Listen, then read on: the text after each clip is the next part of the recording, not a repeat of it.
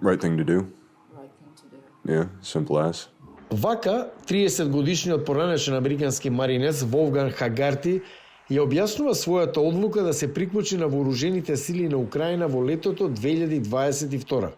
Хагарти растел во Калифорнија и од семејство од професионалната војска веќе трета генерација. Од 2012 бил припадник во американската армија 5 години. I wasn't infantry. I was a pogue.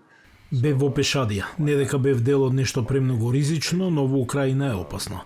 На Блискиот исток никој не е мета на постојан артилериски напад со часови. Хагарти учествува во ослободувањето на регионите Харков и Миколаев во есента 2022 како волонтер во вооружените сили на Украина. Тој моментално се бори како дел од единицата за воено-воздушно извидување во регионот на Донбас. I'm kind of a nerd. Јас сум авантурист и додека работев во Кракен недалеко од градот Балаклеа, ги видов нивните единици за беспилотни летала како имаат обука и си помислив, ова е патот кон еднината во војувањето. Пред 6 месеци Волфганг загубил двајца најдобри пријатели на бојното поле. Во септември 2023 американскиот волонтер Джерико Магалон загинал во регионот Донбас додека бил дел од украинскиот одред на регрути како воен инструктор. Магалон имал само 28 години.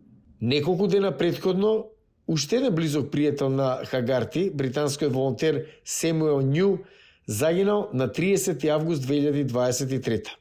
И тој имал само 22 години.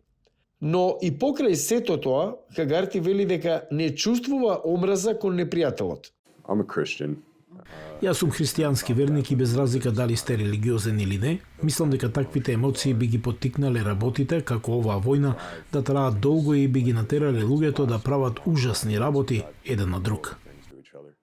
По кратката пауза во Киев, каде гласот на Америка се сретна со Хагарти, тој се врати во регионот на Донбас, за да продолжи да се бори за Украина.